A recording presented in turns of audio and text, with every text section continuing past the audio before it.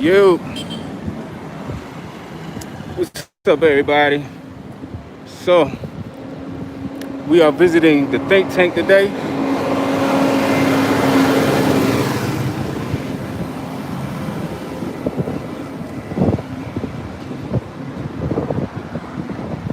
We are in Kigali, Rwanda, on our way to visit the think tank.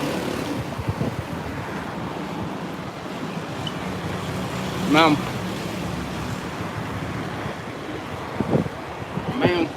see what it is? It's a lot of wind going on, so it might be windy. I forgot to bring the mic. So, what are we about to do? All right, we're gonna meet the CEO and founder of the think tank here in Kigali, Rwanda, Mr. Damien, and we're headed to the office now, hoping to find the right office. Yeah. We said second floor, office 16. So. Yeah. And we are unapologetic notepads. And unapologetically. No, got it. Yeah. So this is the second floor. What's up, Africa? How's everybody doing? I hope that you had a wonderful rest. When you arrive, I would say the first thing you have to do is hit up the unapologetic nomads. So visit us. The second thing, maybe you could try to name an art center or choose Kigali. All right, we're lost. We're looking for the think tank. Oh, look, a nice barbershop. Cool. It's kind of sharp.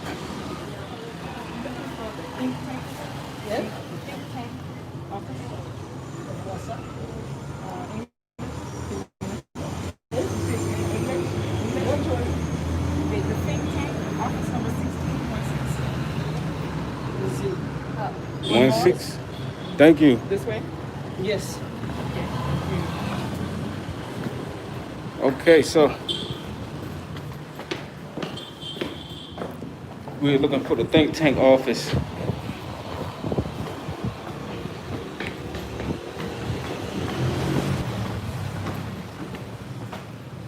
Okay, this does not look like it.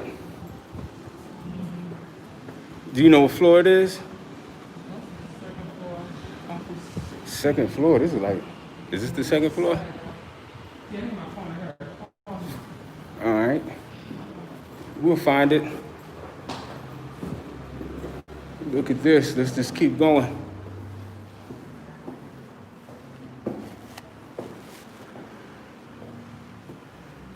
Okay, that does not look like it. Here's 16. Huh? Oh, it's that way. All right, good morning from the States. I'm going to work. I'll be checking you guys later. Cool. Thank you, Joyce. We actually...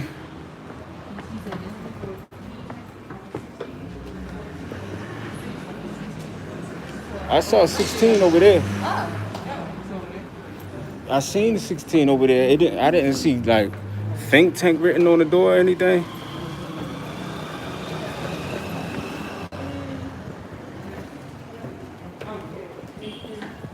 Yeah, but we are on our way. Yes, we are. My toe kind of hurt. I hit my toe on like this curb yesterday.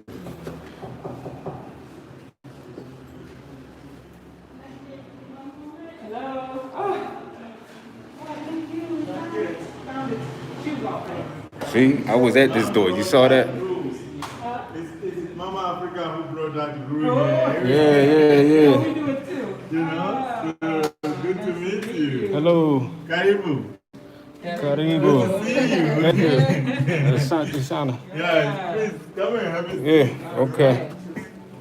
Could we take our shoes off? No, never mind. You know, we can. Yeah, okay. Are you Just sure? come in, you know? Now we're live on YouTube now. Mama who came here and he Okay. said people must take off their shoes. Yeah, let us take our shoes off. Oh, we're fine. Yeah. So, Sure. you know? We take it off. We believe this. We do this at our home too. Yeah. Yeah. We do that at home too. So Yes, we do. Yeah. Yeah. You just leave it. Yes. Yeah, no big deal. You Yes. know? I don't wanna disrespect Yeah. the customs. Mouzoun. Mouzoun. Mouzoun. Mouzoun is the right pronunciation of my name. You Damien, right? Michelle? Yes. Aaron. Aaron? Yes.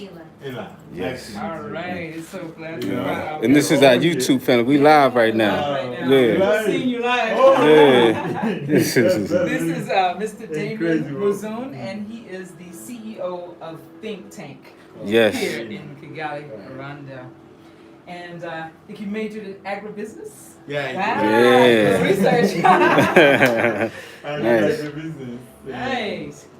Wow. You have so many pictures on your wall. Yeah, look at A lot this. of- A lot Oh. of That's people. why this is a think tank. So Oh my goodness, look at this. we'll give you some explanations about Okay. each single thing you have on the wall here has a meaning. Nice. And you know, I mean, we're just happy that you are here all the way, you know, coming back home. Africa is Oh, thank you. Yes. Yes. Or even the entire world. It's Yes. not just for us as, you know, Africa is where it all began, and that's where it is. And the history of the world, even when you go to the religious side, scientific side, it's proven that everything started from Egypt.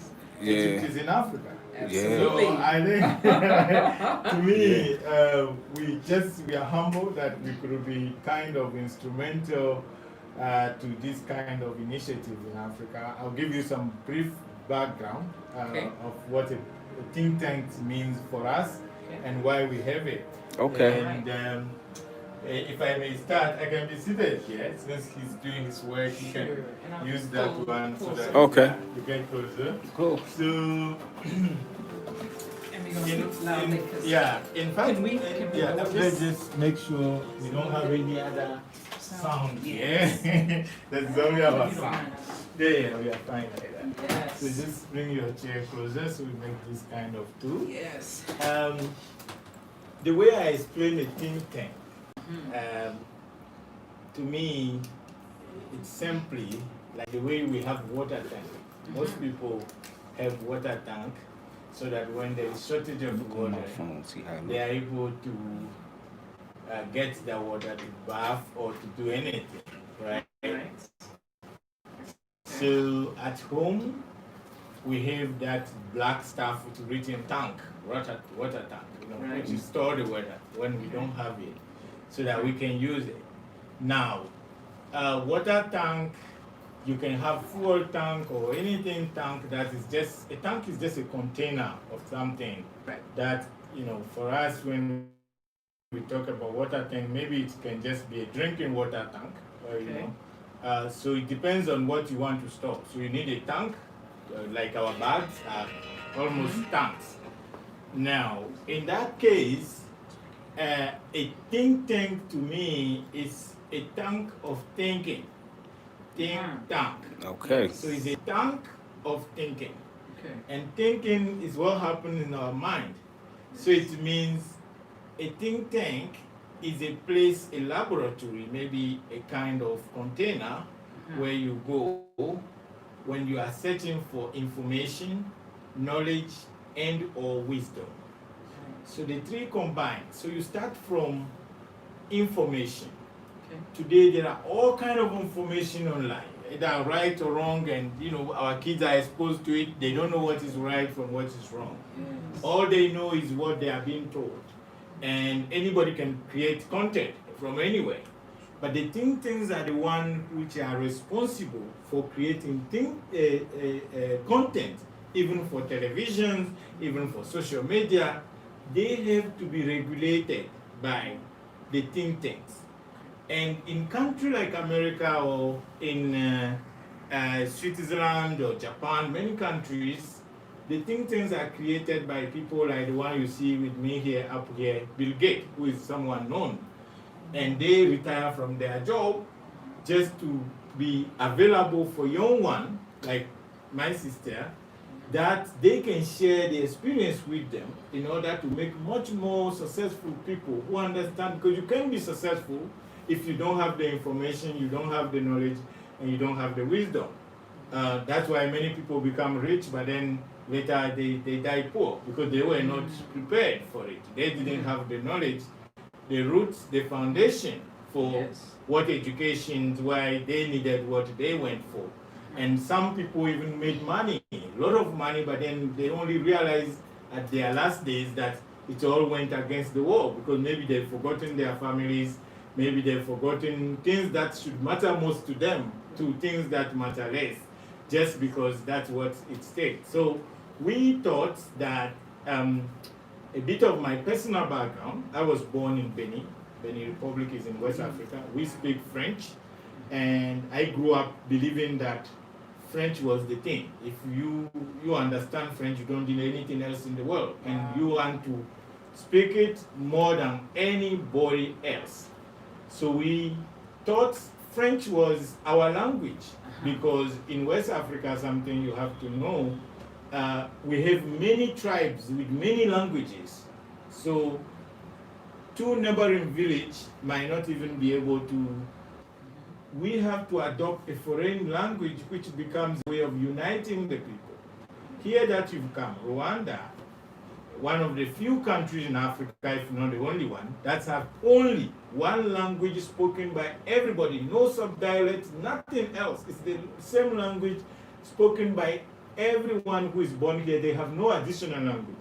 But when you go to Togo or Ghana or any of this part of Africa, you see there are hundreds of languages for different people. So how do they communicate?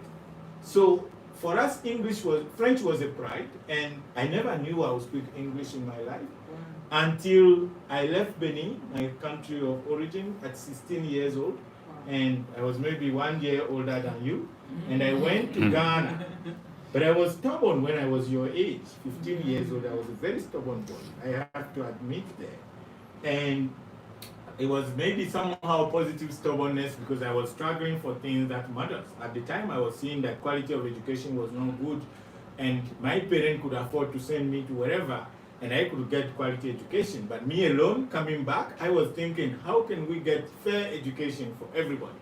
And that was the advocacy that caused my exile to Ghana at 16. So I went to Ghana alone with no paper. I didn't know anybody in Ghana. I have no language to speak. Like, I didn't understand English. They have their own languages. So, yeah. So you said you were exiled. I was in exile at 16 years old on the street of Accra. And it is English I can speak today. I learned it on the street of Ghana.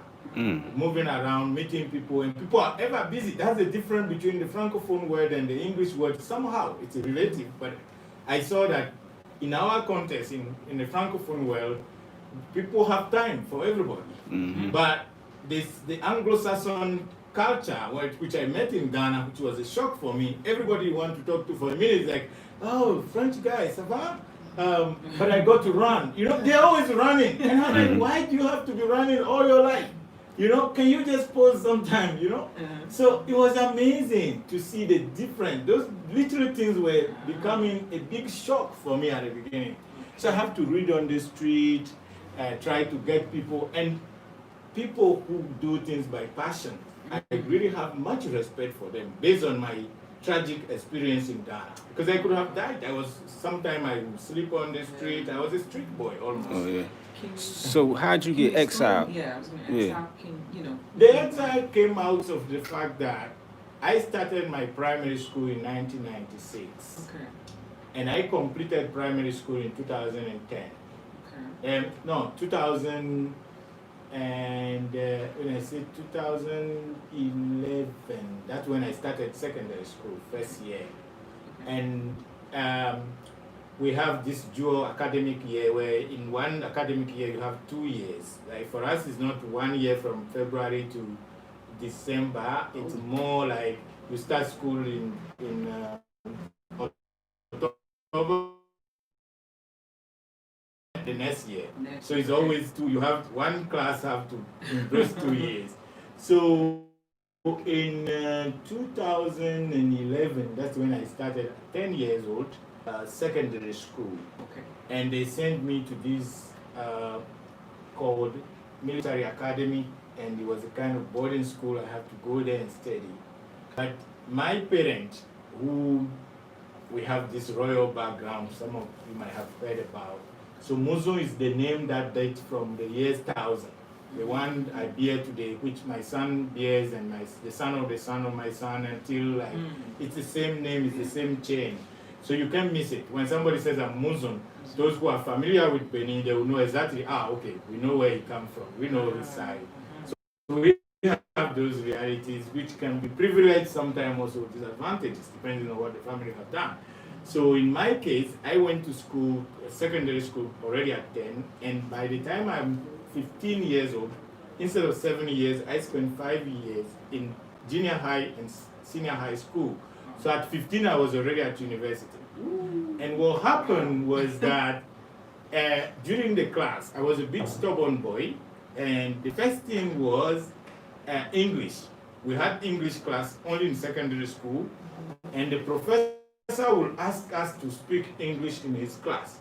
But I love speaking our native language, the dialect they called it at the time. And one day I was in class and speaking with my peers, and he came in, he was not in the class. When he came from the back, the man slapped me. And I lost my mind, like, oh, this, I almost got into fight, but I look at he's the professor. Then I was like, no, I'm not happy. And he said, okay, get your stuff, get out of my class. So I'm like, okay, I will never come back. And then that's what he said. If you go, you don't come back, what. And I took my stuff, I left. So when I left the class, I went and really, I never attended his class again. But I will memorize everything in French. Like the English class, I will photocopy from all my friends and memorize in French, because at home they won't hear that I underperform somewhere. But then I'll get the highest mark, but he will still give me 0 because I didn't attend his class. That was the motive, to nullify any mark I get. But I always defy them getting the best mark. So that was the first challenge I faced in secondary school. And then during our last year, the examination, I remember we were having class with the professor of biology, the two professors I kind of have some issue with in school.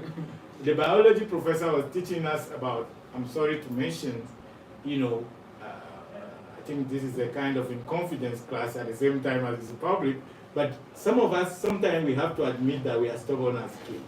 So we were being taught about the period that women go through every month, how it works, how do we calculate it and everything. So I raised my hand and I asked our professor, do men experience this? And then he said, no, they don't.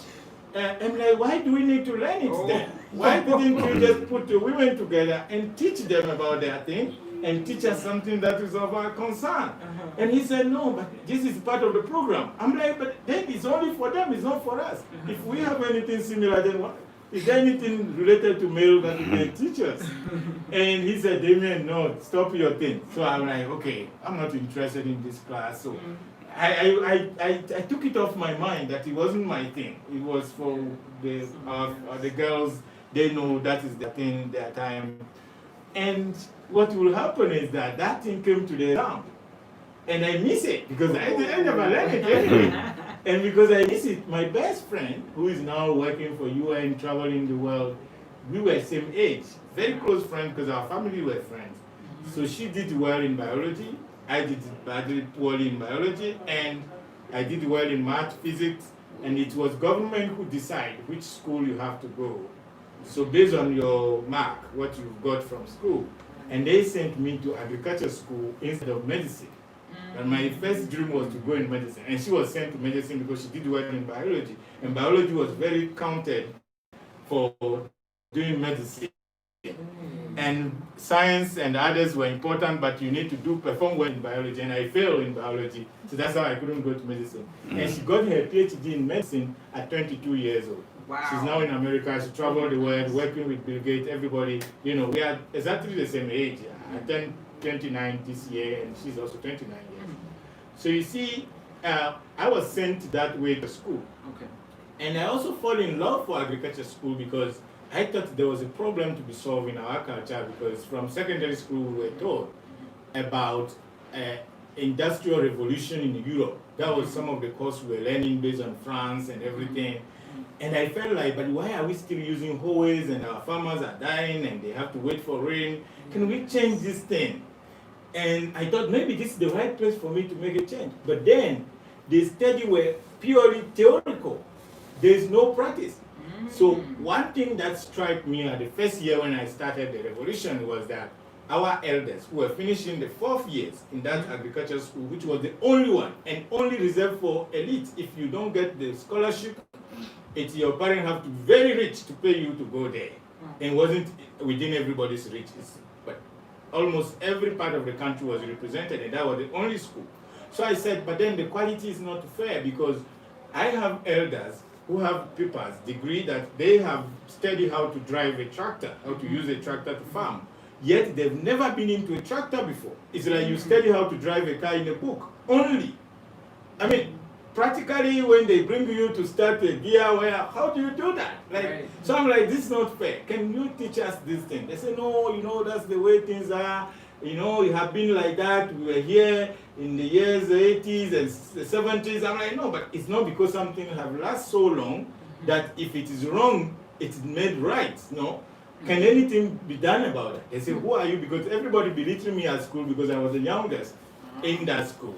So they said, this little boy is saying things, who do you think you are? And later they brought issue that offended me, because at the time, part of my family was in politics. I remember when I was leaving Benin, unfortunately or fortunately at the same time, my uncle was the prime minister of the country. The president of parliament was my uncle. The chief commander of the army was my uncle. So it's like a family business. And now they will confront me even on television and say, you are talking, but we don't know who is behind this. Your parents are the ones. So why don't you? I'm like, no. I'm talking about something that is wrong to be fixed. I don't care whoever is in charge. I'm talking about these things. And the journalists will go ahead and say, no, but your parents are this, your parents are that. I'm like, stop with these things of my parents. We are talking about a system that is not working for all of us. Now, if it doesn't work, to me, it doesn't matter who is in charge. Are you meaning that if it were your parents who were ruling this country and then there is a problem, because they are your parents, then it's no longer a problem? That's how you believe? I don't believe that. I don't believe it is my side wrong or right. So I'm talking about something that everybody can see is wrong. And I don't care. Who is in charge?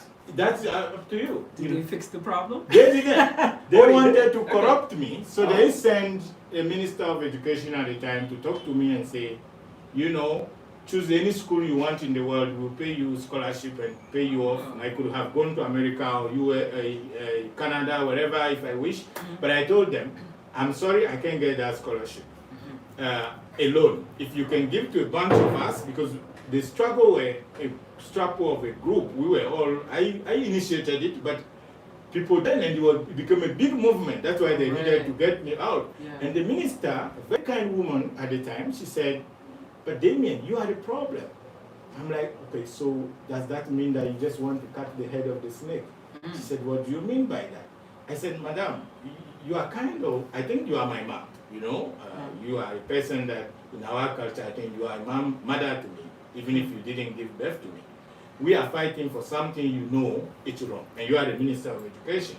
Why do you want to take me only out of the country while all these thousands of students will remain, and what will be their case? They might even think I've used them to get this scholarship. It will be a kind of betrayal, so I don't want to do that. So when I say cutting the head of the snake, it's like you want to get me rid of me, the system, because you feel like I'm the head. If the head is gone, body as big as it is, kids can even play with it. So you can now do anything you want with the rest. I cannot take that responsibility. So she said, Damien, you regret this because, this is a big opportunity. I have my own son in Canada. It costs me a lot of money to pay bills and studies for him. So if you have this opportunity, you don't take it, it's up to you. You will be wasted. But after school, nobody will be behind you as they are behind you today. So I told her, but I'm sorry, even if I won't be anybody in my life, but I don't want to keep my conscience betraying my schoolmate who stood behind me while all the politicians wanted to crush me down. Wow. And I'm sorry, I can't take it. And that's how I decided, and they went to see my mom. That's how I even ran for my life. They went to see my mom, and they told mom that your son is going to die. And if he dies, it's not going to be a loss for the family alone, it's going to be a loss for the entire country because he's a smart boy. He's very brave, but he's been manipulated. So what does she mean by you're going to die? Yes, that's what she told my mom. Yeah. And this is a minister who is telling my mom that your son is going to die, but if he died, it's not going to be a loss for your family alone. It's going to be a loss for the entire nation. That's why we come to warn you that your son should be careful, because he's taking up a role that is becoming a serious threat to us. And if anything happened to him, in fact, they didn't say it directly, but they say if anything happened to him, it's not going to be a loss for the country, for your family alone, but it's going to be a loss for the whole country. So I have to say that is, it's a big risk, but it also shows your character. You know, just standing up for what you believe in. I believe I have that. to respect that. I believe. So was this the cause for the exile? Yeah, that's the cause for that. Oh, My mom was wow. crying all the time, Wow. come and kill me before you join politics. Oh my You know, I'm the gosh. only child. And she's always like, she went bad, and she didn't even want to listen to me because these people are powerful, they come with big cars and big traffic of influence, but I don't care. I'm talking about something they know, and they just want to play politics around it. I have no support, I have no politician behind me. They should investigate and bring the proof. I speak on Radio France International, I speak on all these media all over the world. I go on to the national television, I confront the fact, and the facts are there, but they don't want to believe it. So that's how I decided, because my mom was suffering, and then I knew this was going wrong, so I decided to run for my life and went to Ghana. So I just, and was even my schoolmate who raised money, about 450,000 francs CFA at the time, which was close to $1,000. Wow. That's the money I put in my pocket and run with no paper to be in Ghana. That money finished along the way, so I have to find my way. I was in the streets at some point.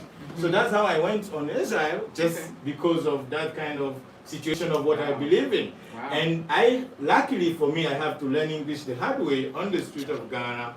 And now, I was in Ghana when President Obama came in 2009.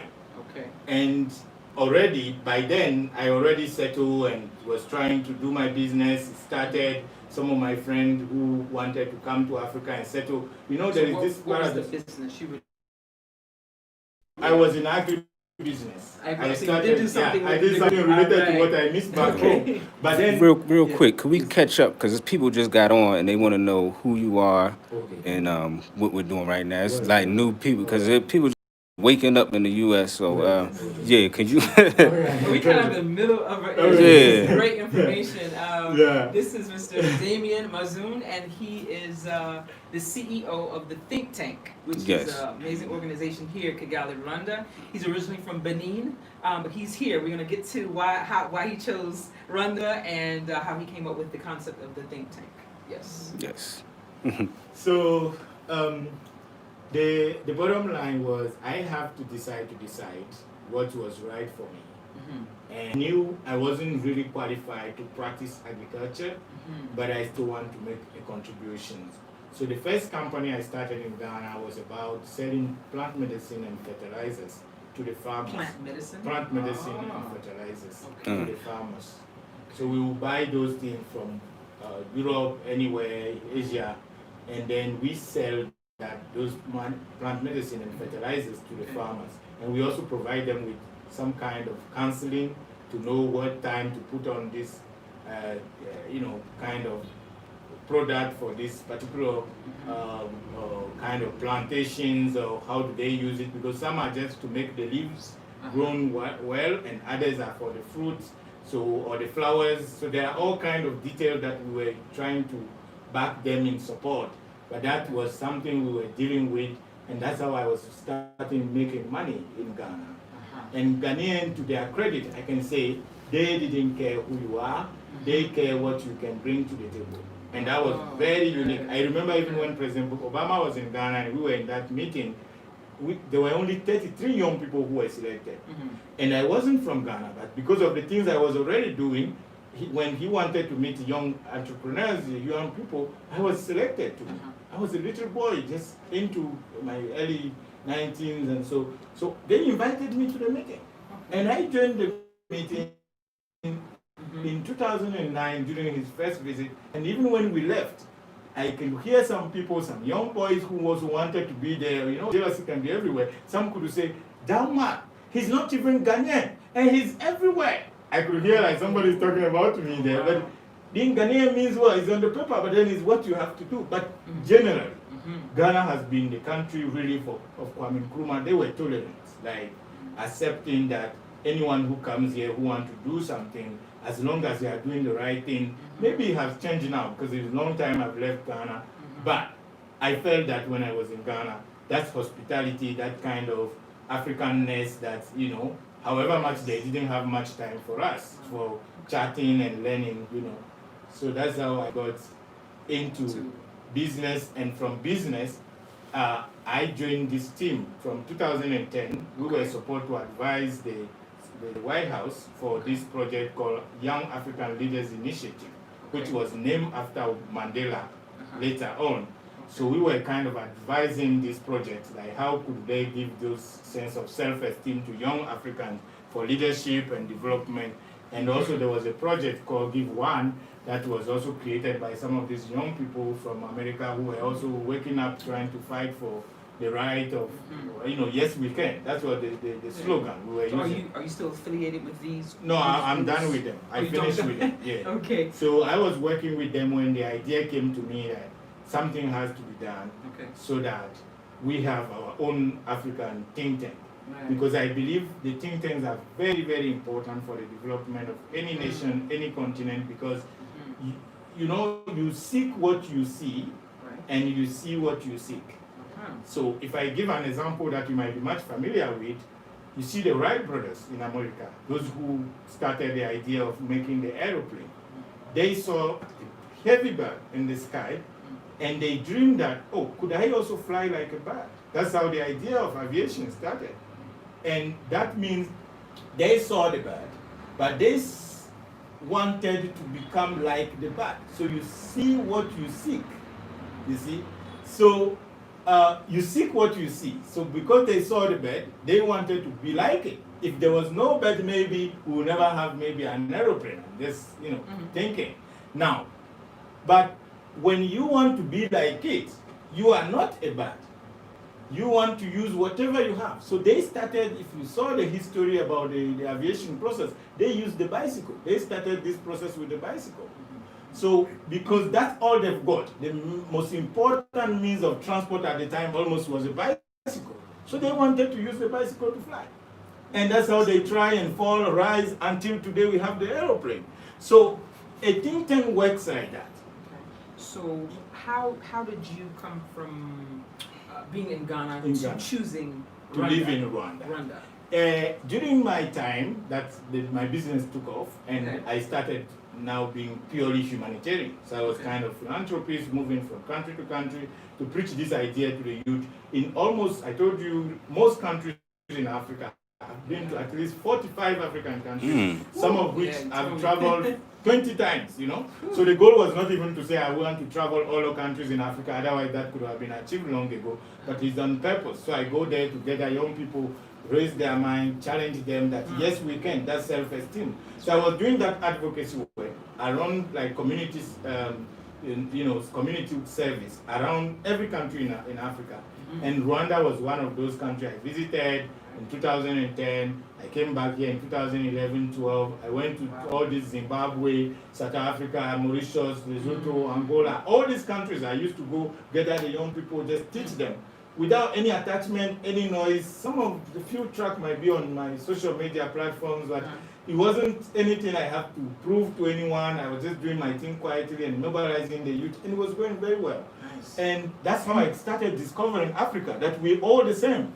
You know, that the idea came to me that we were not as divided as we were disconnected. We just didn't know each other. And we have all these stereotypes. You enter even a tiny micronation, they have problem with this tribe fighting the other tribe, this ethnicity, and all kind of nonsense that people have created because, you know, they put up those walls in their mind. Religions have divided countries like South Sudan. They kill on the name of religion, Islam and Christianity, and all kind of things. So to me, the more I was exposed, the more I was traveling the continent, I felt like, no, we are no different. Now, I proposed to the team that came to Senegal in 2013 to create some of the hub in Africa for these young leaders.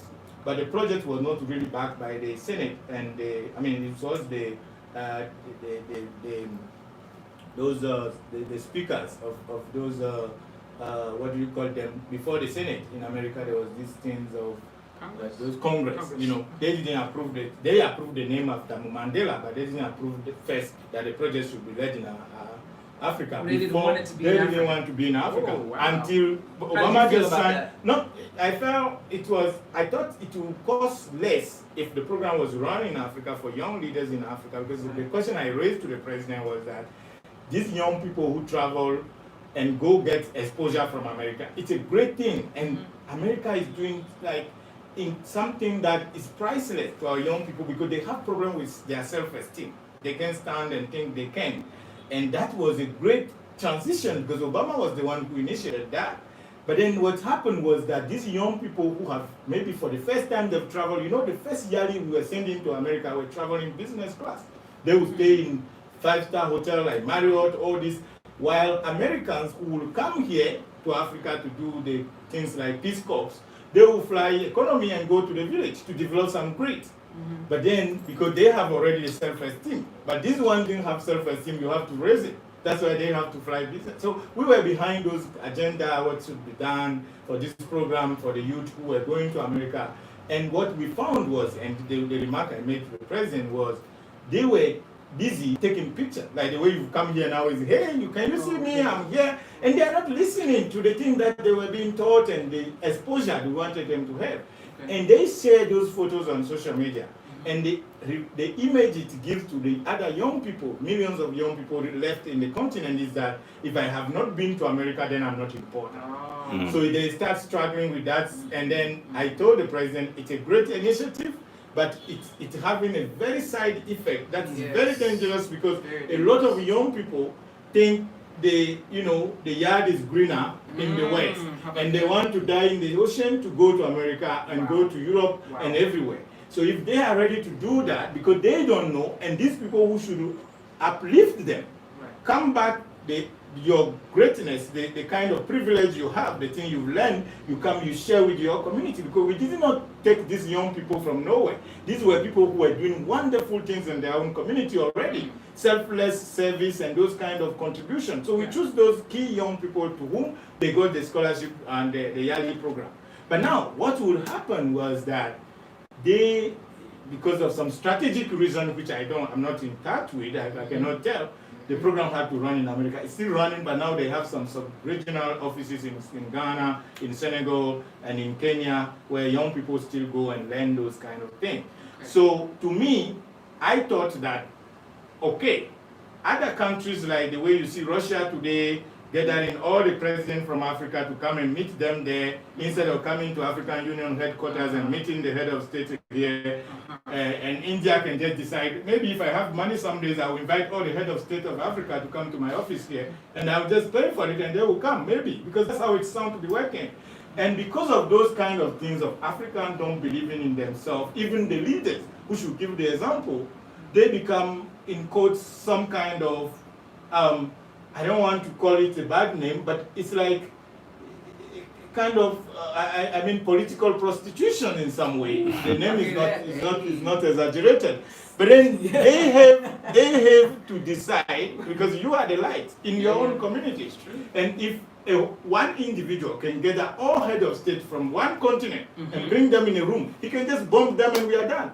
So I think that if you have respect for yourself, I mean, there is a balance, but because you have to be independent before you claim interdependency, so you can live in a dependent world and want to have interdependence. So I understand also that concept. But what can we build for Africa? As small as we can. Because me, I'm turning 30 years old. The people who are working for this company, these think tanks across Africa, are all young people. The director of the think tank here is 22 years old. Wow. The director of public affairs is 19 years old. So they are all young people, because the elders who should create a think tank. And by the way, a think tank is not an old concept to Africa. In the ancient time, under the trees, the think tank were there. You go like an elder you are to me, or he is to me, or she can go to you, she's 15, you are maybe 40 or plus, then she will come to you and ask you, Mom, how does it work when she has some issue that school cannot teach her? You as an elder who have gone through that, you can explain to your daughter and anybody in the village. But that existed. But now it no longer exists because the elders are busy. They have to die before they retire. Because before you are an elder to teach and preach, you have to retire. Look at the heads of state we have. They don't leave power before they die. It's the truth. I mean, I've said it in many media, it's not the first time here. But then it's a fact. So if they cannot retire, where will we have those, they say in Africa, and it's unfortunate that people say that about us, and it seems to be happening, that when an old man dies in Africa, it's a whole library that burned. And it's true. Because when our leaders, they die with everything. Nothing remains. Somebody like President Jimmy Carter, after his office at the White House, he made much more impact on the life of people. He gained much more reputation after being former president than when he was at the office. It's a fact in America that somebody like him, he retired from office and he have done greater things than even when he was having the chair. So I think that's what we needed in Africa, but who will do it? Who will take the risk? If the elders are not retiring, then we have to start it now. That's why I started a think tank. It's not my age to start a think tank. And one thing that really made me mad to even sacrifice all the things, the privilege I personally had, to come and sacrifice the rest for this, was I went to Gore in Senegal, where that place where I don't know if you visited, this is a place, a museum kind of where they took the slaves from West Africa to Americas. And that place, I went there for just a visit. I like to go to those places, historical places, to reconnect with myself. And I saw something that my heart breaks, seriously. That's, I'm born in a royalty where we are not allowed to, we have this kind of sense of you can't be too emotional, you can't cry, you can't do this. But that day the tears were falling from my eyes and I couldn't control it. Simply because I went to Gore and I saw somewhere where people were selling mirrors, okay? And I asked, why are they selling mirror here? They say, oh, those are the mirror of the kings. Those are the what? I'm like, the king how? And they explained to me, it was shocking that. You said mirrors? Mirror. The mirror is in the wall. Okay, like the mirror. The mirror is there. Yeah, you saw that mirror on the wall? Okay. That mirror, those are exactly the mirror they packed. And they were selling them. And I asked, but what's the mirror about? Why is it being sold here? Right. And they told me these were the mirror, because at the time when there was slavery, these Portuguese or European will come to Africa, and because there was no television like we have this flat screen today and those kind of stuff, at the time there were nothing like that. So if you have a mirror and the wall of your house, it's like you are somebody. It was a matter of, it's like having a bicycle. At the time you are one of the highest. Everybody bow to you and everything, but today you may even have a plane and still a poor man, But then at the time, because some of our kings were divided, they wanted those small things like guns and mirrors against humankind. That's how they sold our people. If you see a country like Rwanda, why I choose to be here, I would have been in Ethiopia. But because Ethiopia, they've never been colonized and so forth, but it's much complex than that in terms of the reality of it. Rwanda opened doors to everybody.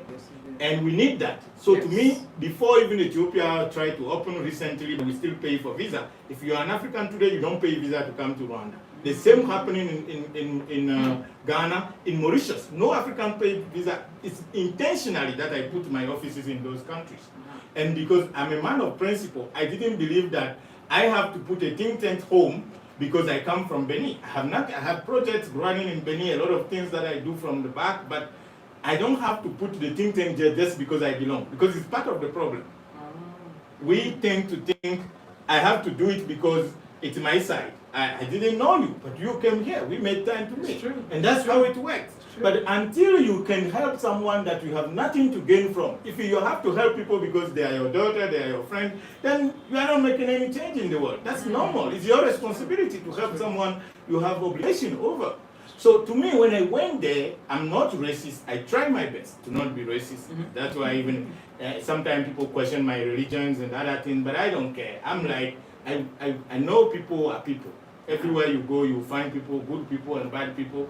And institutions are not ever the problem. It's the individual who made things on their own ego and power and fame and everything. So to get back to the story I was telling you about Gore, which triggered my fire within to go for these think tanks back in 2013, I saw the mirrors, and the mirrors were sold at 3 million francs CFA. Ooh. 3 million CFA is almost 6,000 US dollars. Wow.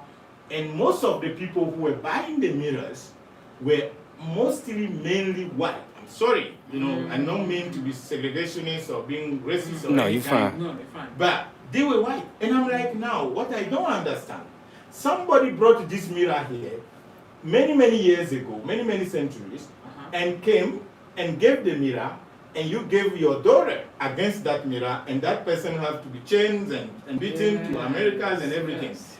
And now the children of this person who come and gave you the mirror to take this child, come back to your grandchildren now, or great-grandchildren, and give you money and take that mirror back. So I felt to myself, I'm like, is there anything wrong with that? Because, of course, $6,000, I'm not sure it is nothing in America. But I have many people, African people, who spend money more than that on useless things. I'm sorry I'm saying this, but they buy things that they don't need. And they do it just for the sake of, privilege. And you see somebody having 12 cars, vehicles, and he will tell you, this is the vehicle. Because when people talk, they say, oh, white people, they are racist, they are this. Of course, it's not that it's a profession. But we have also to look for certain things from our ends too. How people, when they get money, how they spend it.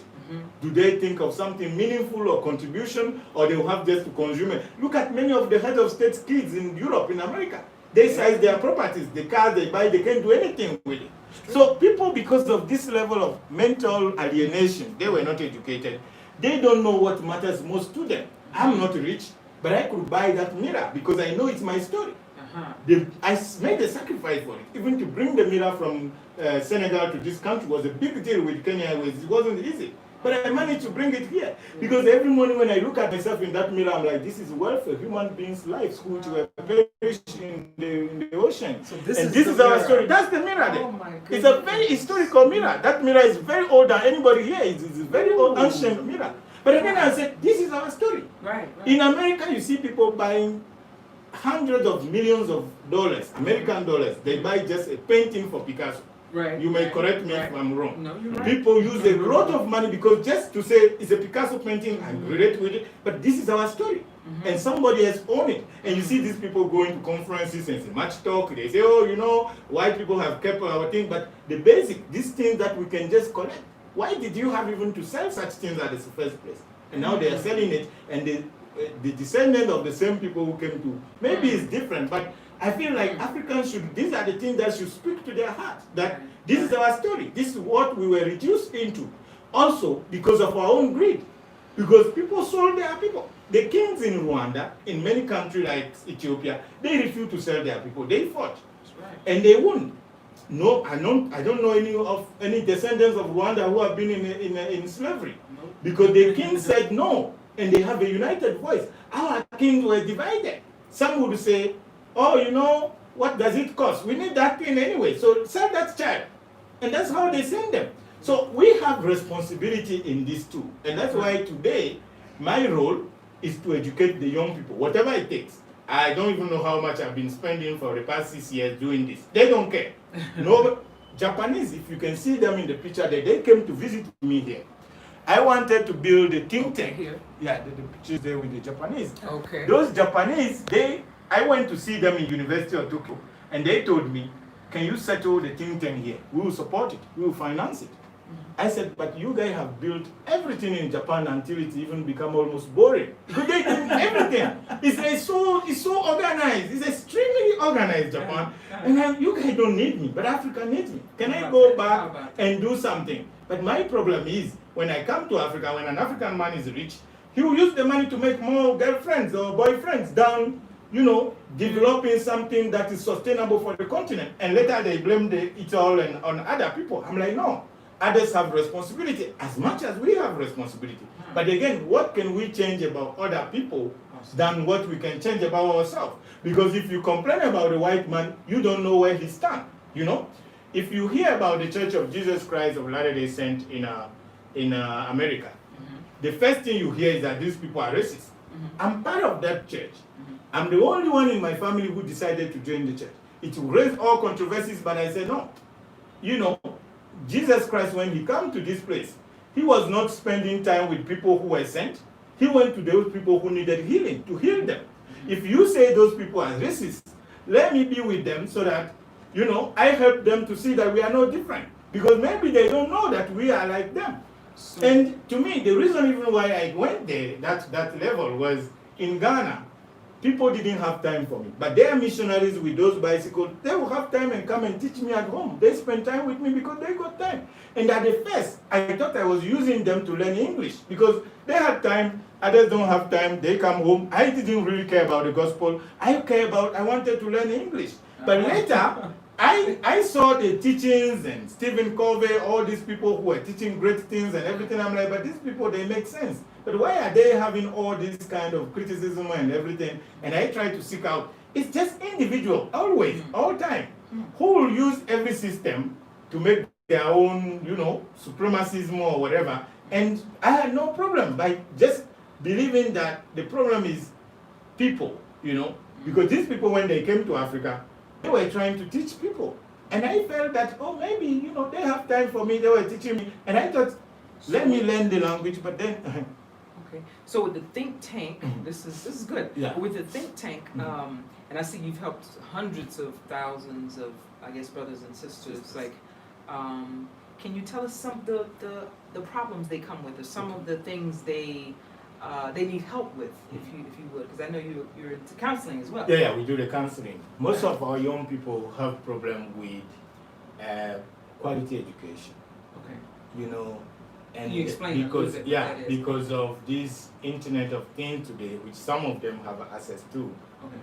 They believe that all they see on the internet is right. It's just the word of the Bible or the Quran, whatever. So they tend to embrace those kind of things without any critical thinking, any level of, you know, kind of hate above those kind of reality that they are presented with.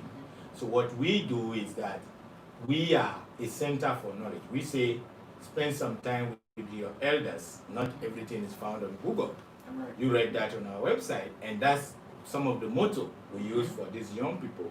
So when they come here, we help them to see for themselves by reading, by educating them, and healing them the way they go to hospital and they get sick and they do the diagnosis, and finally they say, this is the medicine you need. So it's one-on-one counseling that we do, and we have limited time for each one of them to participate into it. So they come here, we take them to common sense. There are courses about self-discipline, you know, how do you create, find your own voice and your vision, what do you want to achieve, why do you want to achieve it, who have done it before. So it's a place where they come, like the way we have the mirror here, you look at yourself in the mirror to improve to how you look. And they come here just to mirror themselves and to see how much, not to stand up in a kind of social mirror, but to their own self, like to say, I want to be better than I was yesterday.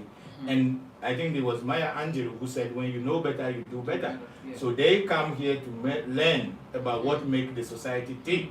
And once they know that, then they started also behaving, because we saw the thing in their mind to be able to know, you know, that there is much, much more out there in Africa.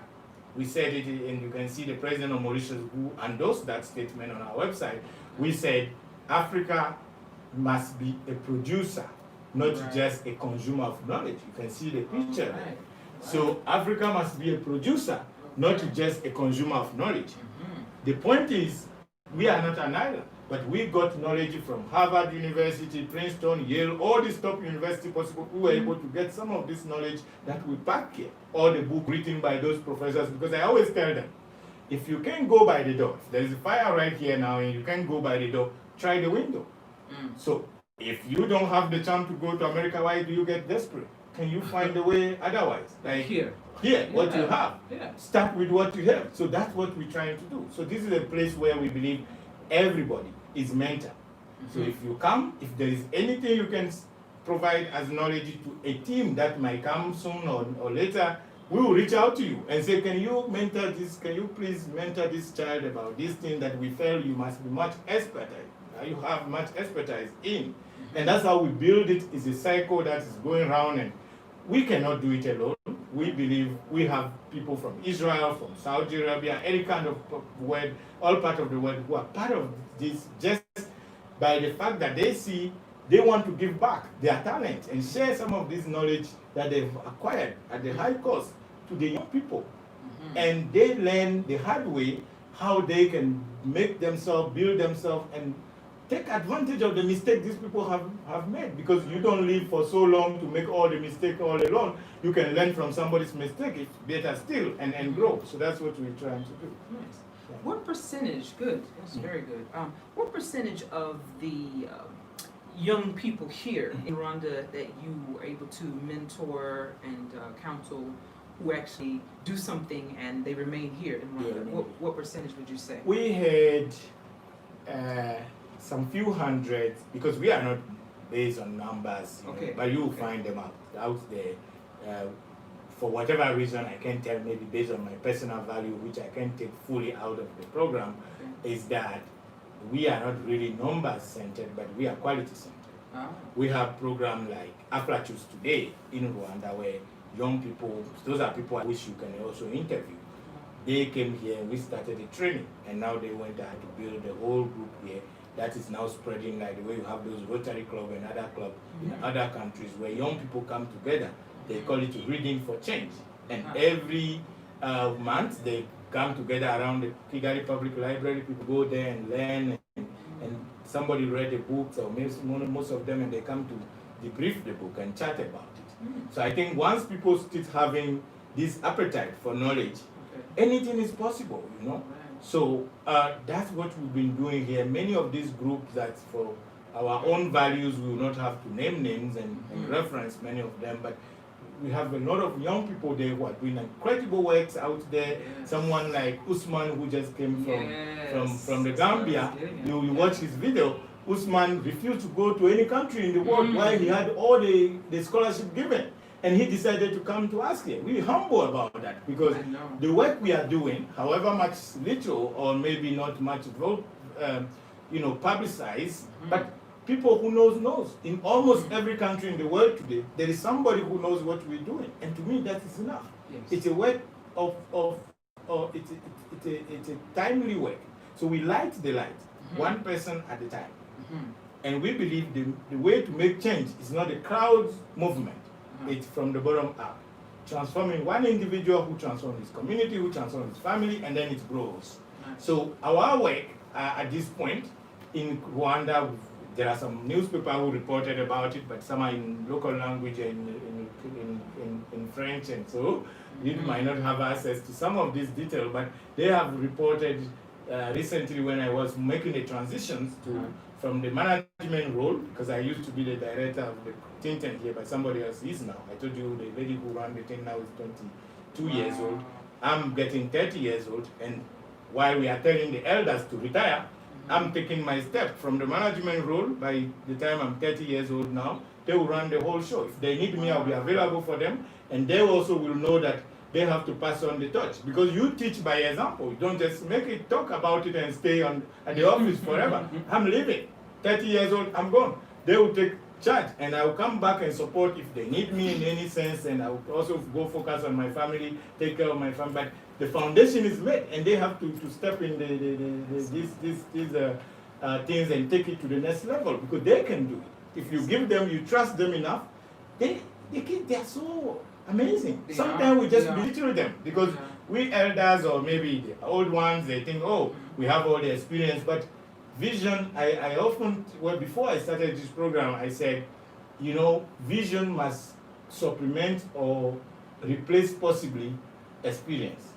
Because before, we have a lot of people who got this expertise, experience from what they've done, like age things. But what was, if I gave this simple example, if you brought someone like Bill Gates, who is considered the richest person in the world, to my age today, or maybe the age of your daughter, 15 years old, to resume his life, maybe he will be lost. Nobody might even know him. Right now, if he come back to start in this new era, Maybe he will not even be known. Maybe he will accomplish more than what he have accomplished now, or somewhere in between.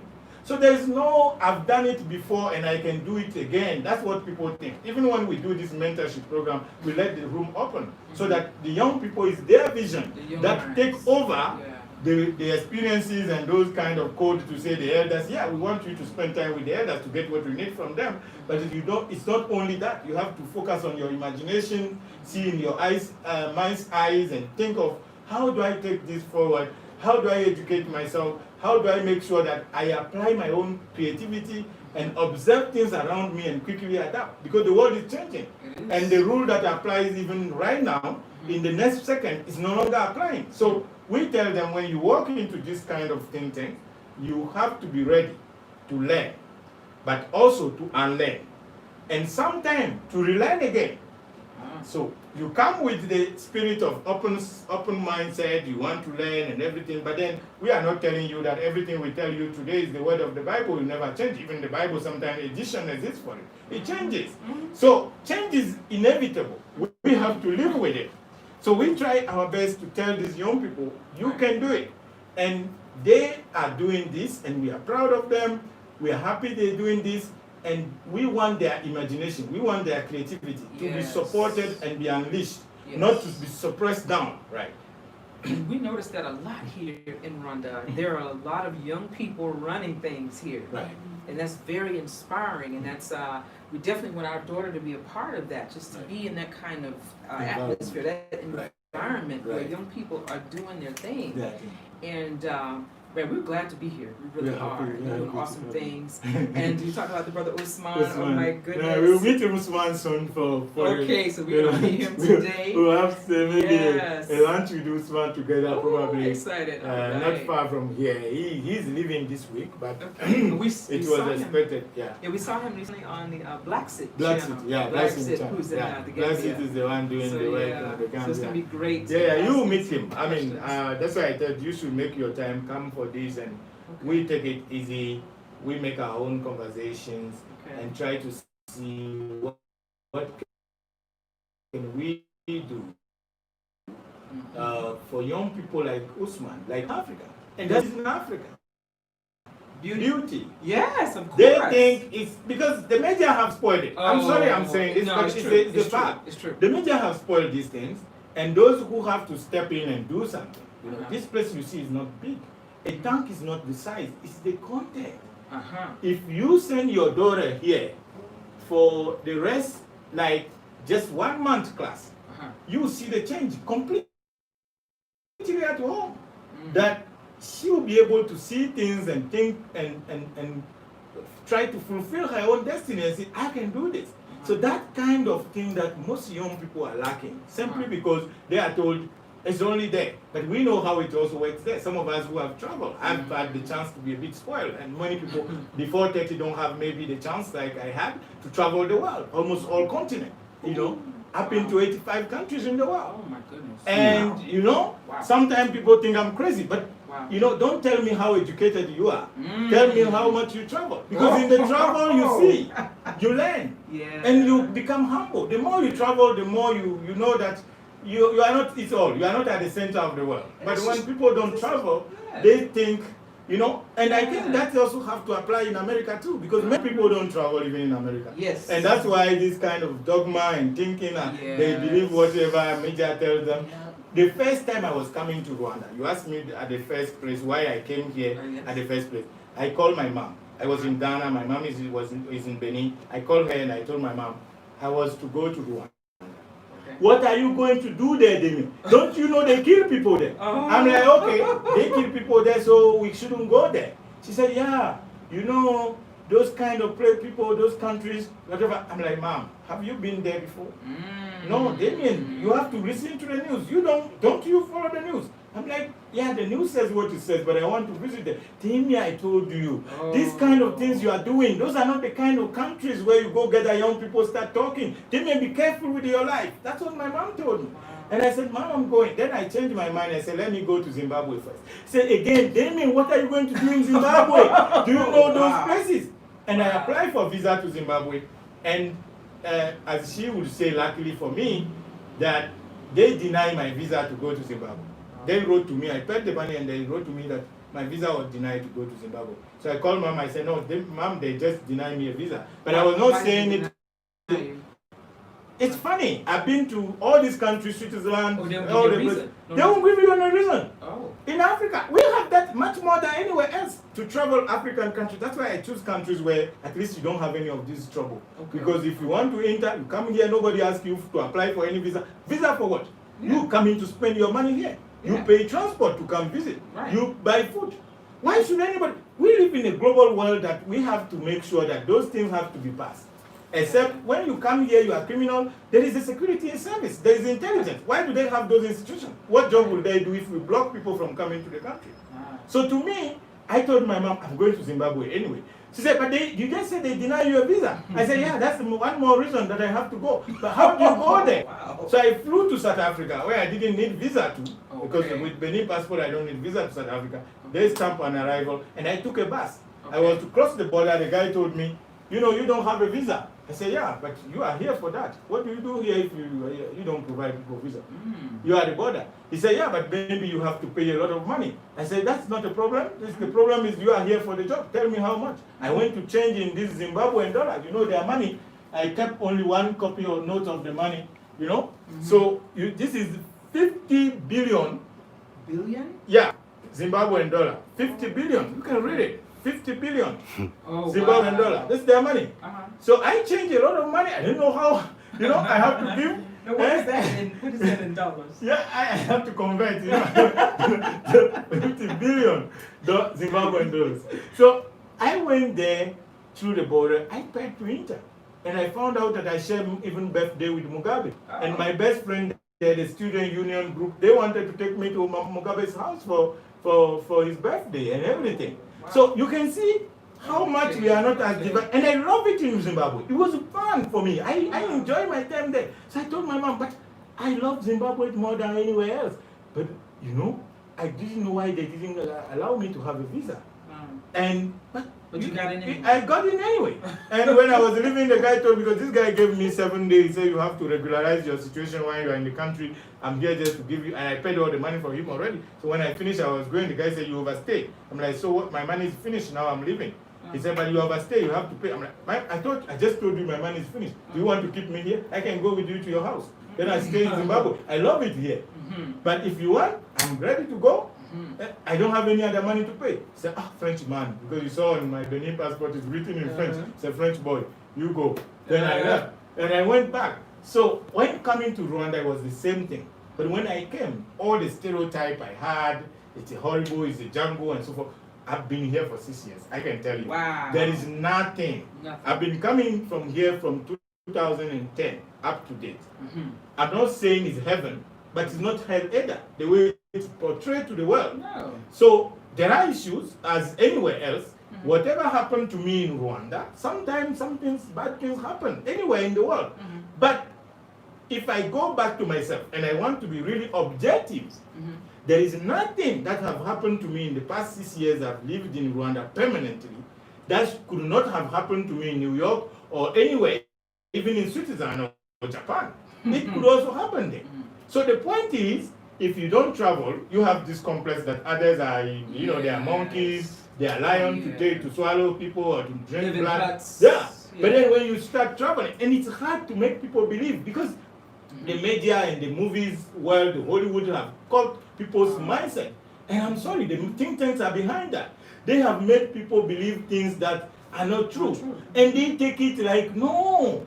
Today, if a young person wants to learn and he comes, he sees signs and symbols. We are Africans. You see a lot of signs and symbols here. It's not by any belief or any profanation of anything. We do it intentionally because we are people of symbols. Egypt, everything started with the symbol. We communicate by the symbol and the signs. You know, that's the bottom of it. So there's nothing magic about these things. But then, to hide the knowledge from people, the way they say if you want to hide the knowledge from an African man, put the knowledge in a book, or maybe if you want to hide the treasure from an African man, they say you put if a check or gold, you put it in a book, put on their bed. Because they will never open the book, they will never find that treasure. The treasure will be safe there. I don't believe that. I'm an African man, but all these You books read a I lot. bought them.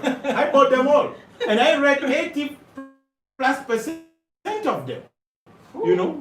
So my kids, they read. We have Kindles. We have all kind of material today. They have online books, but I like to touch the book, to smell the book. Me too. I love that. Yeah. I want to smell it. Yeah, we have over 300 books in storage. Books in, I'm trying to bring my books here. Bring them here. So, books for me are precious stuff. They are. And I value books than anything else. When I borrow my book to some friend and they took off pages out of the book because they thought they loved the part, and I'm like, why didn't you snap a picture with on the mobile phone or even photocopy?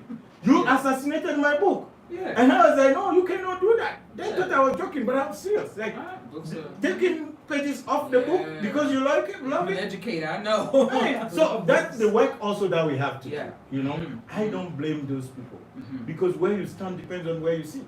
Yeah, If you are born in darkness, when they bring you light, you run. Yeah. You say, oh, light will burn me. Because, of course, you are in darkness forever until you think darkness is the only thing that exists. So our young people today, the main problem is to have them want to get information, the right information, accurate information, the right knowledge, and the right wisdom. That is, because morality is a problem today. Yeah. People want to be, it's all about a morality that dominates, the end justify the means. I told them, even recently when they had this issue in Cote d'Ivoire and the Rwanda television invited me to talk about it, I told them, loyalty in Africa is a virtue. For us, loyalty is a virtue. If you have young people today who believe that only the end justify the means, what is happening now is a proof to some of them that the end doesn't always justify the means. And they have to be aware of that. Because everyone wants the shortcut. We want the money quick, we want everything quick, and as long as we move ahead, we are done. But I tell them, anything you get without paying the price, without making a sacrifice for it, it's not yours. It's not going to last. So those kind of ethics today, which are no longer on the market because of the Hollywood things, and you have to be naked on the internet to get the money, all kind of things. I'm like, no. But we are open. I'm not discriminative at all. But we can open up to the world, but still on our feet, you know. And in Mauritius, that's what I read when I entered Mauritius the first time. I read there, they said, at the airport, they wrote, we open our doors and our windows and allow all the currents to come in, but we stay on our feet. It was a quote from Mahatma Gandhi, I guess. And when I read that, I'm like, yeah, this guy, they make sense for me. That's what we need to do. You cannot block people from coming to your country. Those visa things people are still dealing with today, you deny people visa to come for security work. Somebody who can pay a flight, who can even own a passport in any country in the world is already a privilege. And yet, you want to block them from coming to spend money in your country? If they commit crime, there is a rule of law. Why do we have jurisdiction? Why do we have the military? Why do we have police? Let's put those people to go rest. If we have them, they have to do the job. So countries that are locking up, I made a speech here for African Union meeting about those visa things in Africa. I said, I'm glad my president didn't come. Because if you come for this nonsense, they want to do passport for African people for 2063, agenda they called it. And I said, This is Benin? no, Africa, the whole African the whole Union, continent. they come to have a meeting here. Okay. And the head of state were here, they didn't want me in the meeting, and later somebody brought me by default. I don't know how. I went to the panel, and this guy were not happy. I told them I was student in Kenya, just Kenya, another African country neighboring to us here. Kenya, they export flour. I think you are familiar with that. Kenya is one of the #1 flour exporters in the continent, and if not in the world. And they took us to Naivasha where they produce these flowers. The flowers are sold to Europe, America, everywhere. But because they are sold abroad, these flowers had birth certificate and identity card. Is it flower like flower, the one you grow, the one the flowers. Oh, flowers. You know, flower like this. Flowers. So, Yeah, like this is artificial flower. Wow. So, flowers had birth certificate and identity card because they have to know this flower was germinated today. This is what chemical was applied for it, how long it was applied, what, and then there is a whole follow-up on that flower. Human beings in Africa are born, or maybe somewhere in the world, are born in at home because they can't go to have the facility to go to hospital. And the child will grow up having no birth certificate, no paper at all. identity card is a mystery. My own identity card I have to have in my country, I have to pay $10, which is a lot of money for a lot of farmers. And $10 you pay for every 5 years, your identity card expires. You have to renew again. Here, when I came to Rwanda, I saw that they have ID card that costs less than $1, and it's for lifetime. Next year, if your daughter was born here, she will get her ID card at 16, and it's for her lifetime because it's digital, it's fingerprint, you know, this kind of whatever. And these are basic things you have to provide for your people first. If they can have birth certificate, they can have ID card, and you are talking about passport, you want to make it in Addis Ababa, which doesn't even allow people. How do I get to Addis Ababa first to go for the passport if I don't have birth certificate, if I don't have identity card? And they leave the basic problem aside because they are in privilege. And that's also the problem the continent has. The problem of Africa is in Africa here. It's the greed of us. We are all part of it. When somebody gets power, he will multiply the houses, he become governor, he multiply the girlfriends, he multiply all kind of things. Useless thing. And now we blame the West, and we go there, make speeches and so forth. I'm like, no, look at how this guy lived their life. That's where it starts. That's why we. And no accountability, no responsibility at all. Yeah. So when I came here, I saw ministers driving like, you know, normal car, nobody running in front of them, whatever. And of course, it's not a perfection. I told you at the beginning, it's not a heaven, but it's not hell. Like there are things that I admire as things, okay, I watch and I move on.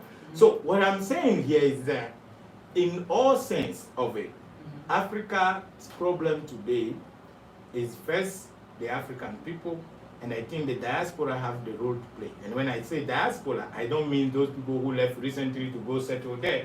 Those whose ancestors have left and have gone settle in those countries by force, they have to come back here. And they should be welcome and accepted. But the problem is, when you are weak, you know this scarcity mentality? When the pie is small, is literally like this. You think, if I have only 100,000 Rwandan francs, so it means that if you take 95,000 from me, I'll maybe remaining with 5,000 only. I can pay a bill with that. Then I start fighting. So if the size of the pie is large enough, it means that however much percentage you get, it doesn't matter. Because that's the problem we are having in Africa. The problem is the problem with this kind of scarcity mentality. Because people are not educated, they cannot challenge the system that is in place. Then they fear anybody who can come up and wake up the mind of these people. I have to be intentional about this. That's why I'm a think tank. I resigned from all this job. I'm doing this full time. But the point is, when people are afraid of their brothers who have been forced by somewhere chained to go to a country that they don't belong to and they never belong and they're struggling and now they want to come back. But of course, many of these people have gone to schools somehow. And now when they come back, maybe they will open the eyes and the minds of these people on the ground to challenge the system and bring some change. That's why some country doesn't want to welcome the returnees. That's the problem. It's political. It's the fact that people feel, we fear, oh, these people maybe they will come and take over and then we will not have, nowhere will belong to us. It's a scarcity mentality, literally. So I think it's a work in progress. And that's why a movement has to start from within. That's what we're doing. Okay. I've traveled this country, they know when this head of states, because I've confronted them on panels and everything, they're positively crazy, of course, but they let you alone. But if you want to play their card, I'm not interested in any power. I know if I get to Benin right now, I start making speech, I can overthrow anybody in power. They know that. But I made just a single speech here. The president have to come here from Benin. He's the one who were in the foot picture there. That's my president. He came all the way from Benin. Side. Yeah, the guy who is in the suit in the middle. Okay. With the hand. He is the one with my student there in the picture with his cabinet. The second picture. So the president came here just because I said I would be really ashamed if you were to come to talk those nonsense of African passport instead of opening borders for African people. Because when I get visa from Ghana to come to Kenya, I still need another visa to go to Uganda. I need another visa to go to Tanzania. I need another visa to come to Rwanda and come to all these places. So I'm like, this is nonsense. But when I go to Europe, those who colonize us, I use the single visa I have, the Schengen visa I have to go to Switzerland. I used to go to Italy, I used to go to England, I used to go to any part of Europe. Why can't that be possible within this continent? Why can't Africans feel free when they can afford to get passport, which is a big privilege for many? How many? The flights are ridiculously expensive. I pay sometimes $2,000+ flight within African countries. Ooh. But in Europe, Wow. it's, you $50, $60. If you pay $100, maybe you are doing a very far distance in and out. We'd rather take the train in Europe than taking the flight because you have to remove your shoes. But in Africa, it costs I left here. My recent trip before the COVID came was to Malawi. Okay. From Kigali to Malawi, it took me 12 hours in the plane. Wow. Close to $2,000, I think $1,800 for the flight. I flew from here to Ethiopia, from Ethiopia to Lubumbashi inside Congo, and from there before I went there. 12 hours in the plane, flying. Wow. Just from here to a neighboring something. And it's designed that way. And some people, because of the greed and the kind of, we want it all for ourselves, for just this, privilege, they don't want to change it. The problem is from within first, before it came from without. So those problems, I don't mean to be revolutionary or anything. They have known now that we are just in this because we care about this thing, and these are the realities that we can't keep just talking about. We have to act and become intentional about it. That's why I selected the countries that are open, Mauritius, Ghana, and Rwanda. At least when you are coming here, whatever is said about the country, at least they will not deny that any person, almost from all over the world, if you come here now, you get anything on arrival, your passport, if you have to pay, you pay. But most people don't pay anymore to come to the country, So at least to me, that is a step forward. And the president came here, he went back home, he made a speech, he said, nobody needs visa from Africa to come to Benin anymore. And it's now been implemented. Wow. So if you have any passport from any country in Africa now, you no longer need a visa to go to Benin. Wow. And I went back home, I said, yeah, this is what we need. And I came back here and some young people were trying to raise recently to say they want to stimulate the way they organize things in Cote d'Ivoire and Guinea and so forth. They want the president to run for office and everything. I'm like, why are you the one to ask him to run for office? When I tweeted the president, the following day I saw on the television, they wrote the news that the president is not responsible for this. Those people who are doing it, it's illegal and everything. I saw the news, I was smiling here. Just the tweet I made from here, immediately the following day, the news came, back on television. So they know what we can do. If we get home, we want to join the fight, they know. Because I was 16 years old and I put all the system on the knees and went on exile. Now, and the youth in Benin, they see me as a sacrifice. Somebody who have the privilege, because I belong, and I could take advantage and be like anybody, be in the big car and enjoy life. I decided to make the sacrifice in their behalf. And they don't take it for granted. That's why I run away from politics in Benin right now, because I'm not ready. I'm not interested for now of any office. But I want to be out of my comfort zone and see how do we fight for Africa intentionally. Because if you start fighting for things that are basic, like this village, I have to be the chief of the village, and you want to be the chief, and in the same village, like the family now you are three, and each of you want to be the head of the family. And then you fight forever. So I'm very glad you can come here. This is important. Very good. Wow. And I think changes are happening. It's already happening. That's why you're here. And you are part of the team. Yeah, we heard about it's happening. There's so many things. Absolutely. So wow. And much respect to you for fighting for Africa. God is great, Yeah, God is amazing. Wow. Absolutely. Yeah, we want to thank you for your time. Y'all, you dropped a lot of jewels today. Wow. And for your sacrifice. That's big. God is great. That's big. We are humbled. Yeah. Could be instrumental. Yes. So I got a question. Big man. With this whole COVID thing going on, how do you think this thing is going to end? Like, COVID. To where we could go out and stop wearing masks and things like that. Like, because I know you're part of a think tank. You have to talk about this sometimes. Like, how do you think we can get to the point where we don't have to wear masks and we don't have to worry about social distancing and things like that? I've confronted this question several times already, but in French, some of this panel where we discuss it. And some people will tell you that this is a pandemic, not a pandemic. Some people will say those words. I'm not scientific. I don't want to join those theories of conspiracy theories and all kinds of stories.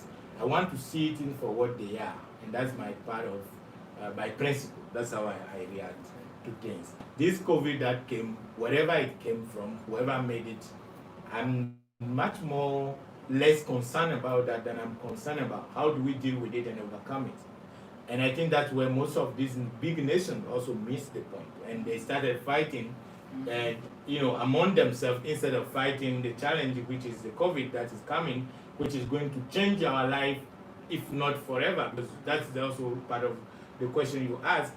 I believe, in my humble stance, I'm no expert of any kind, of any medical understanding of anything, but the world got to change. And if you look at the history, when the World War happened, World War One, during the World War One, I think that's when the aviation really took off, and now, people have to use the bombs and those things in the aviation and so forth. It took off. And most people were not traveling as much. And after the World War One, traveling became part of something that people now got much more involved, as because of this improvement that came about. Now, telecommunications after the Second World War became a big thing that people have to embrace, because you have to speak to somebody on the other end and everything. So every breakthrough in history come with a new break with. Like, there are certain reality that we have to confront, and the world might not necessarily become the same again. And then we have to be it's not to scare people or to raise fear, but I think it's a reality that we have to confront. So I cannot tell how far this COVID thing is going to take us. And I'm not sure anybody today is living today. People can predict, but we are not sure.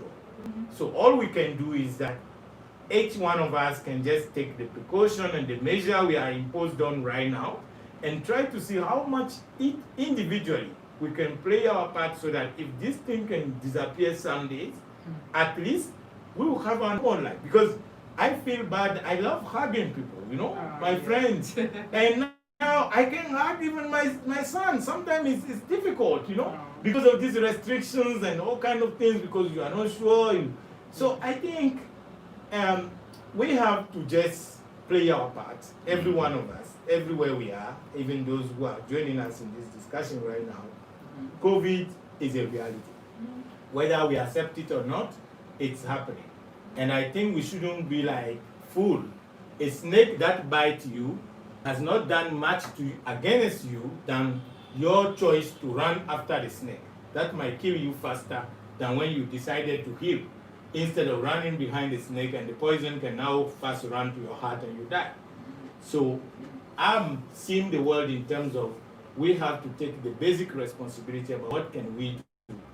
And this kind of issue, which are global threat, should become things that should unite us, not to divide us politically. And what is going on now, it's very sad to see how this is being played for people's interests and greed and power and all kind of things. So I plead with anyone today to look at the problem in the way it presents itself, and try to smell this problem, touch it, and try to do something about it at his literal limited level. Right. And that's how we can confront and survive and overcome this challenge.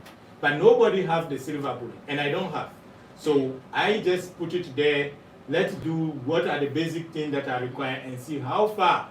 I wish we can come back and hug one another and talk to one another, and have this kind of closeness, proximity that we used to have, and people can feel free again. But if that didn't happen, it will not be the end of it. Maybe we'll find a way even to hug, because of the phones and things today. We don't know what's coming up, because something might come out with this. So we don't know yet. But it's going to bring another kind of era of reality that we'll have to adapt and confront. Yeah, and I have to say that the continent has been doing a great job in comparison to other places, other countries, other continents. The continent of Africa is doing a fabulous job, like keeping numbers going this way instead of this way. Where we're from, it's a sad reality that the numbers in the U.S. are going like this, and because people, like you said, are not being responsible on a personal level. Wow. Not everyone, but some people are not being responsible. Yeah. So we have to commend the leadership. Do you have a question? Yes. No, not really. I don't. We are How- here how for the old- youth. I can ask. Yeah. How old is I guess the youngest member of the think I tank? have 5 years old.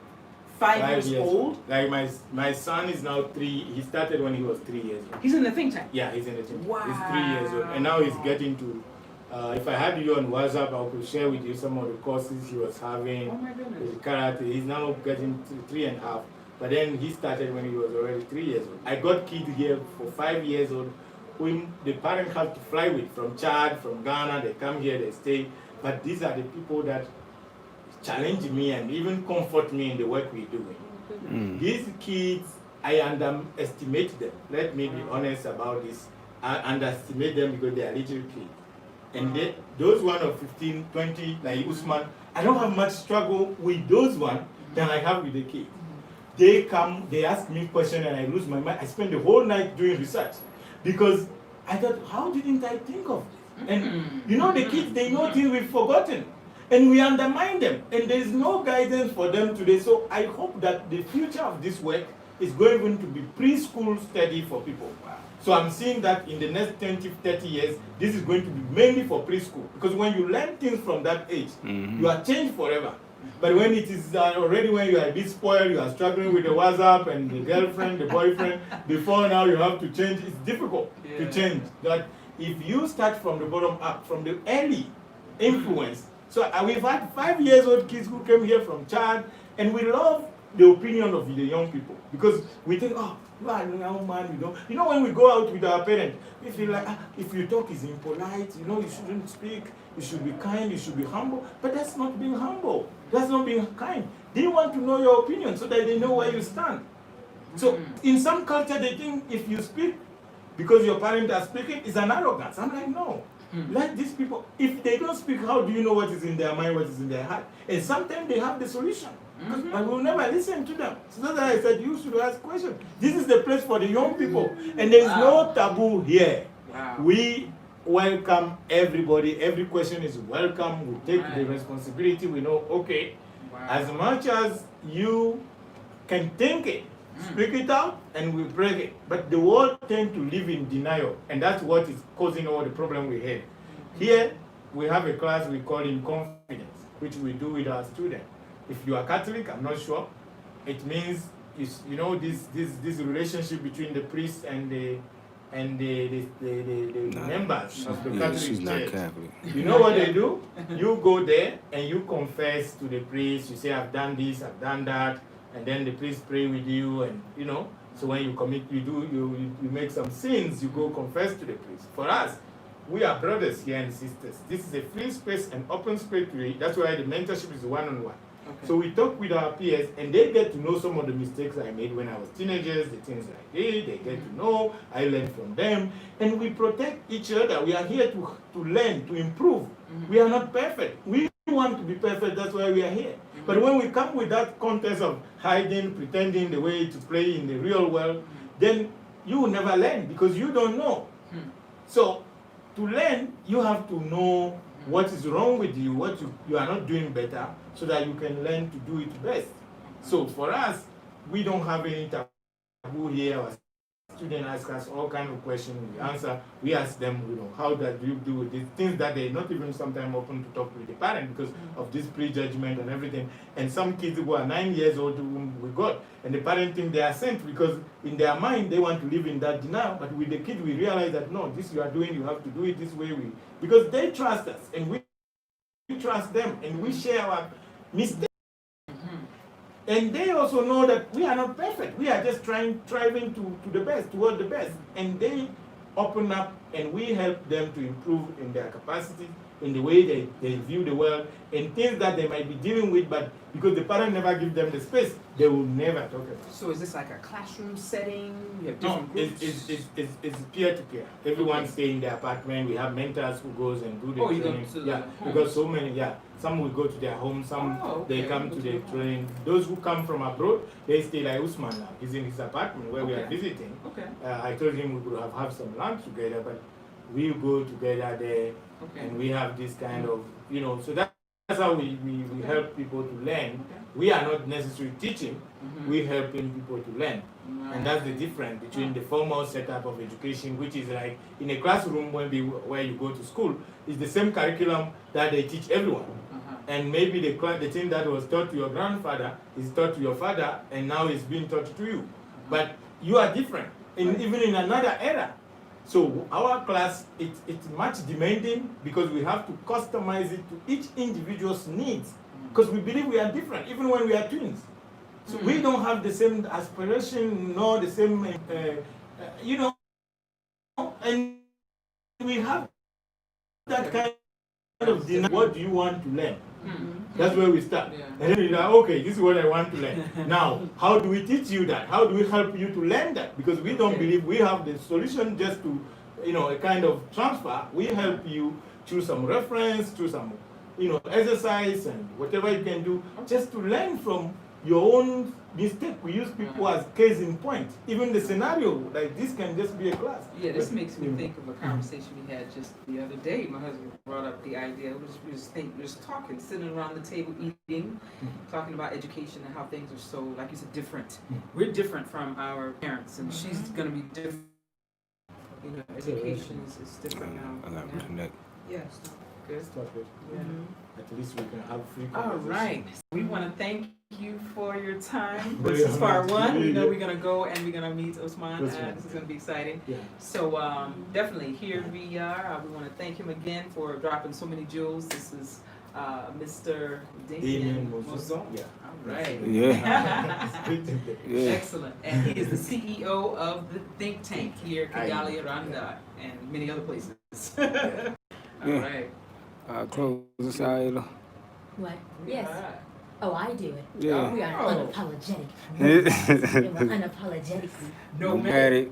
Yeah, nomadic. All right. Nice.